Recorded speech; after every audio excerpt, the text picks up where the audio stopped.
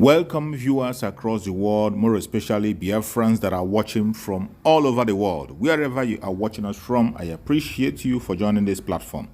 Please like and share this video to family and friends. Share it to everyone that is close to you. You never can tell who is going to hear us. This video is very, very important. I am going to share a very important information on this video. As you all know, the call for the release of the Supreme Leader of IPOB, Mazi Nnamdi Kanu, is getting louder by day. Mazi Nnamdi Kanu has been detained after being kidnapped from Kenya by Nigerian government. They brought him to Nigeria through extraordinary rendition. He has passed through the law court and he was freed. They had no case against him, but they have refused to release him. They have kept him under solitary confinement for the past 3 years. Today, the call for his unconditional release is getting louder and louder. And I want to share with you one of those calls on their conventional media, where somebody was making a case for the release of Mazi Nnamdi Kanu. Mazi Nnamdi Kanu was released unconditionally. It does not matter what anybody thinks. He is now the prisoner of conscience and a political prisoner and must be released immediately. Let's watch. Wearing two hats. I'm speaking on behalf of Nnamdi Kanu. I'm also speaking on my own behalf. My name is Aloy Ejimako. I'm the special counsel to Mazi Nnamdi Kanu and the indigenous people of Biafra. And I'm speaking to you from a location in Nigeria. The man, Mazi Nnamdi Kanu, is well known. He's everywhere. He's on Wikipedia. He's an internationally acclaimed freedom fighter. But there's just a few things I need to tell you about him. What brought him to limelight was the formation of the indigenous people of Biafra in the United Kingdom in 2012. Simultaneously, he also founded Radio Biafra. And these two organizations were aimed at one thing: liberation for the people of Biafra, or restoration of the former Republic of Biafra that went defunct in 1970. The right to self-determination is a right that is guaranteed internationally, domestically, and continentally. It's within the black letters of Nigerian law at Article 20 of the African Charter on Human and People's Rights. The right to self-determination is guaranteed. So the formation of IPOB did not break any law. Not laws of United Kingdom, not international law, not Nigerian law. But guess what? When Mazi Nnamdi Kanu, who was born in Nigeria, but who acquired British citizenship later on, came to Nigeria in October 2015, the government of President Muhammadu Buhari, which had come to power in May, decided to arrest him. He was not arrested between 2012 and 2015 because the government of the day at that time understood that self-determination is not a crime. But the government that came into power in 2015 in May decided that self-determination is going to be treated as a criminal activity. So he was arrested in Lagos. He was charged for treason, also for insulting the president and illegal importation of ready equipment. 3 charges. The treason one, they split it into 2, treason by himself and treason by conspiracy. This thing went on from 2015 until April 2017, when he was eventually granted bail. So he was detained for nearly 18 months. After granting him bail, he returned to his ancestral home in the southeastern part of Nigeria, and he was enjoying his bail when suddenly, between 10 September and 14 September 2017, the Nigerian army, without any justification whatsoever, levied lethal, massive military operations against Mazi Nnamdi Kanu's ancestral home. That day, he was sitting at home with so many people, his family members, including his 2 elderly parents. The attack was lightning, it was a bleakridge, it was massive, and it was not the type of an attack you will expect a national military force to levy on a civilian location. But they did. At the end of the day, 28 people lost their lives. Mazi Nnamdi Kanu sustained injuries. His parents sustained injuries as well. But somehow, by the grace of God, they all managed to escape. From there, the rest is history. And because there was a national and international manhunt for him by the security forces, which rules of engagement was to shoot, not to maim. If you see Nnamdi Kanu, if you encounter him anywhere, shoot not to maim. Not to maim, but shoot to kill. That's what they went there to do on 10 September, but they didn't succeed. But it went on. They went on in a manhunt. So Nnamdi Kanu was forced to flee the municipal boundaries of Nigeria in search of safe haven overseas. Eventually, in May 2021, he settled in Kenya. He entered Nairobi and settled in Kenya somewhere. He never knew that Nigerian security forces, the international branch of it, were laying in wait for him. They laid an ambush for him. So on 19th June 2021, he drove himself to Jomo Kenyatta International Airport on a personal errand. As soon as he drove into the parking lot and alighted from his vehicle, several well-armed security men suspected to be of a mixture of Nigerian and Kenyan security forces swooped on him, grabbed him, abducted him, and put him forcibly in a vehicle and drove away. Well, they didn't take him to the police station. They didn't take him to immigration because he was a foreigner. He should have been taken to immigration. They didn't take him to any official law enforcement facility. They took him to a secret location in Nairobi, a non-official secret location. So in effect, they disappeared him. And they kept him at that secret location for a whole 8 days. And those 8 days he endured horrendous torture. All these are matters of record between the various tribunals and courts before whom this matter has been brought. I cannot begin to give you all the details. Horrendous torture in violation of basic human rights, in violation of the laws of Kenya, Nigeria, and the international community. When Nnamdi Kanu was abducted on 19th June 2021, the proper thing that should have been done is to take him to a police station, from there to a court. And then if you wanted him back in Nigeria, you subject him to what is called extradition proceedings. This is a basic tenet of the law that you see in the laws of any nation. Kenya has an extradition act to which Mazi Nnamdi Kanu should have been subjected. But guess what? They didn't do that. They rather disappeared him for 8 days, tortured him to their heart's content.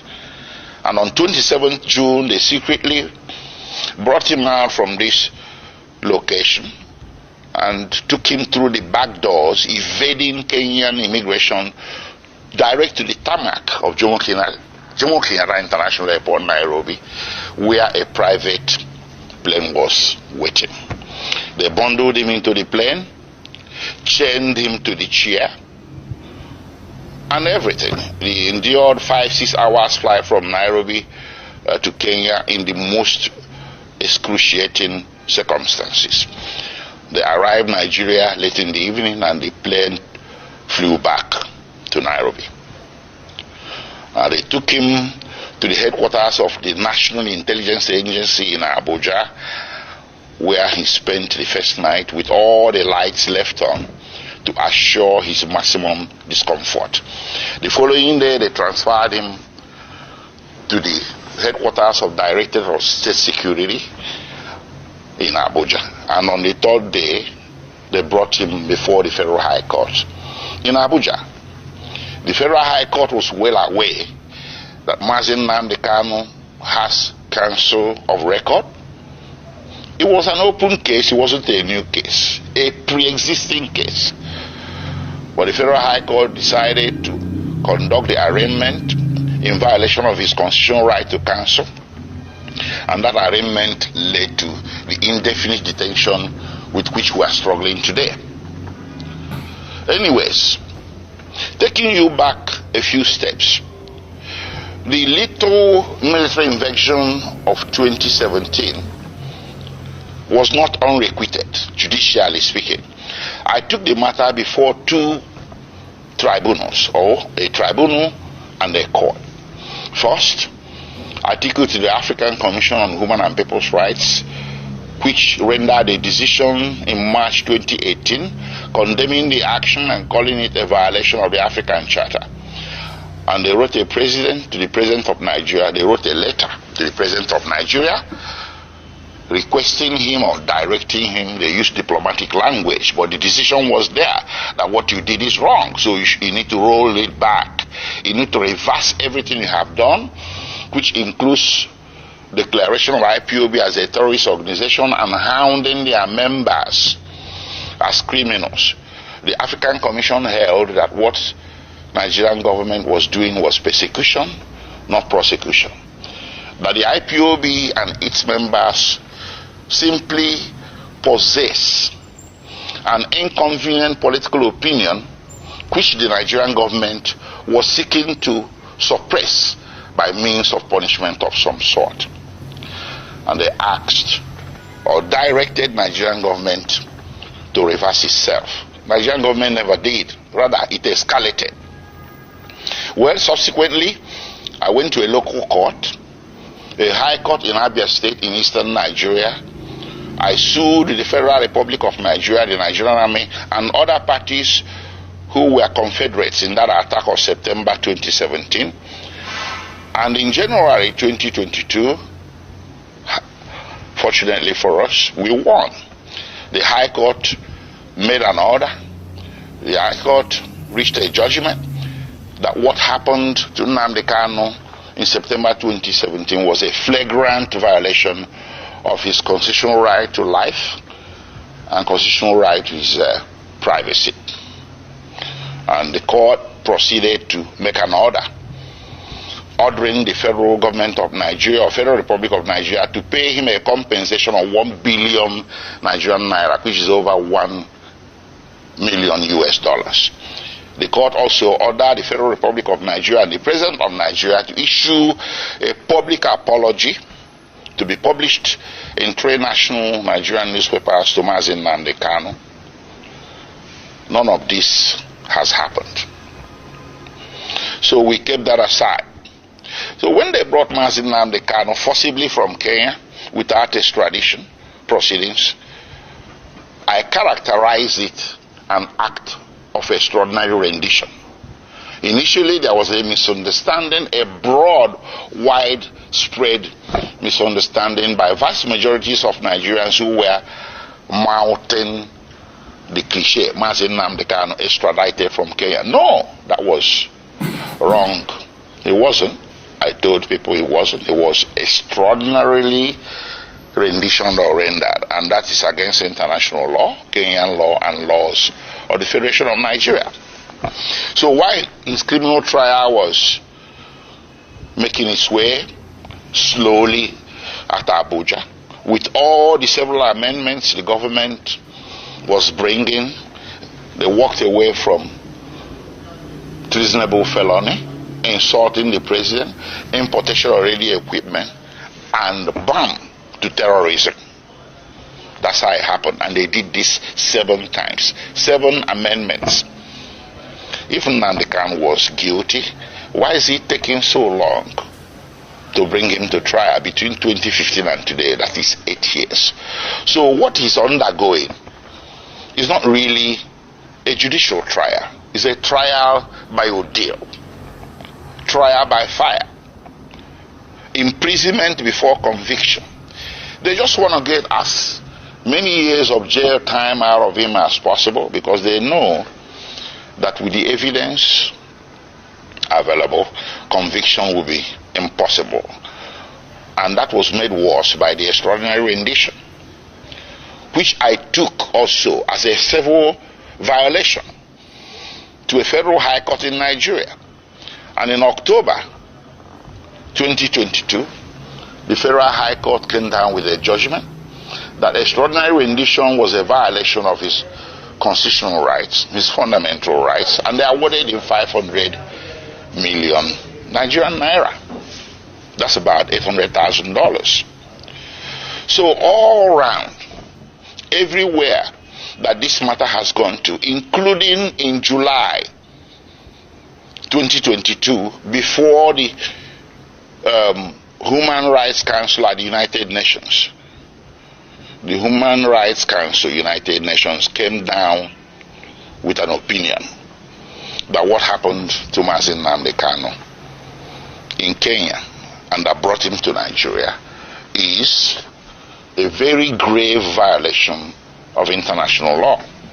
And they directed that he should be released unconditionally. And of course, the Court of Appeal in Nigeria did come down with a similar judgment in same October 2022, discharging Mazi Nnamdi Kanu of all charges and bearing any further trial of his person in any court in Nigeria as a consequence, as a direct consequence of the extraordinary rendition. So what more can you ask for a man to deserve his freedom? How many have I counted? United Nations, which in this case should be considered a world court. Then you have the Nigerian Court of Appeal, which is the second highest court in the Federal Republic of Nigeria. Then you have the Federal High Court, which is the court of first instance at the federal level. And of course, you have the State High Court that awarded him 1 billion Nigerian naira. So between 2015 and today, 8 years and running, Mazi Nnamdi Kanu has snagged 4 major victories against the Federal Republic of Nigeria, with Federal Republic of Nigeria winning nothing. What more do you need as stark evidence, affirmative evidence that what is happening here, ladies and gentlemen, is an act of persecution, not prosecution? It's time to end it. On his behalf, I will ask all men and women of goodwill everywhere in the world to speak up. There was this saying about Jews. When they came for the Jew, you said nothing. When they came for the Jew, you said nothing because you're a trade unionist. Then when they came for the trade unionist, you say, well, I'm a scientist. You said nothing. They took the Jew, they took the trade unionist. And then when they came for the scientists, nobody spoke for you.